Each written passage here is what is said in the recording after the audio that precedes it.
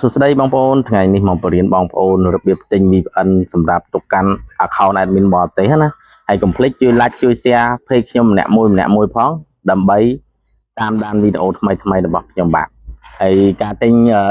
កម្មវិធី VPN សម្រាប់យើងលេខ account បរទេសនេះពិតជាសំខាន់មែនទែនបងប្អូនប៉ុន្តែបើបងប្អូនមិនសូវមានធនធានទេបងប្អូនរកគ្នា2នាក់ទៅដើម្បីទិញវាណានឹងបានតម្លៃធូរអញ្ចឹងយើងស្រួលដែរយើងលេងបានយូរឆ្នាំអញ្ចឹងណាយើងចូលលុយគ្នា2នាក់ទៅដើម្បីទិញហើយយើងស្រួលប្រើហើយយើង IP យើងកុំប្រើច្រើន device ពេកបើយើងទិញគ្នា2នាក់យើងលេងសម្រាប់គ្នាយើងវាមិនងាយធ្វើឲ្យ VPN យើងវា spam ឬក៏អីទេហើយយើងកុំឲ្យខាតពេលយូរមកតាមដានវីដេអូរបស់ខ្ញុំទាំងអស់គ្នាអញ្ចឹងយើងចូលនៅក្នុង Chrome បងប្អូនយើងចូលក្នុង Chrome មកបន្ទាប់ពីចូលក្នុង Chrome ហើយបងប្អូនចុចកន្លែង search ខាងនេះបងប្អូនចុច search មកបងប្អូនវាយពាក្យថា buy Express VPN នេះបងប្អូនយើង enter វាយើងចុចសញ្ញាព្រុញទៅមុខណាបាទបន្ទាប់ពីយើងចុចអញ្ចឹងហើយបងប្អូនយើងនេះយើងយកពាក្យនេះមកបងប្អូននេះ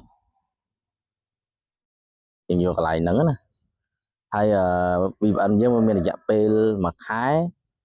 1ឆ្នាំនិង2ឆ្នាំនេះបងប្អូនអាចមើលតាមហ្នឹងទៅយើងចុចទៅ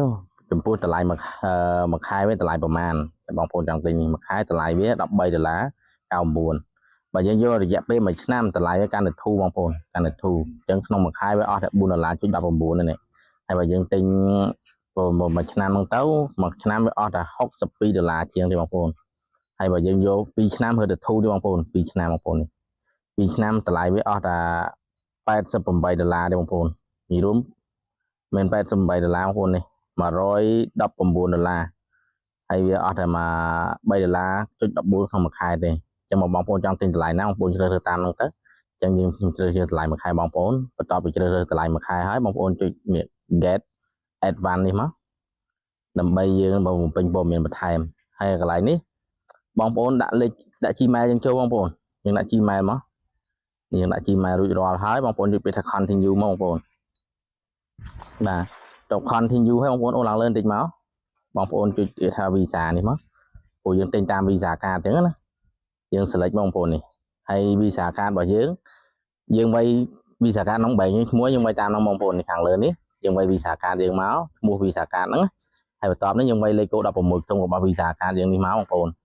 ហើយបន្ទាប់មកបងប្អូនវាយថ្ងៃខែផុតកំណត់របស់ visa card យើងនេះខែនិងឆ្នាំហ្នឹងមកហើយកន្លែងនេះបងប្អូនចុចវាយ CSV ក្នុងការរបស់យើងលេខ3ខ្ទង់ហ្នឹងពេលបងប្អូនវាយហើយបងប្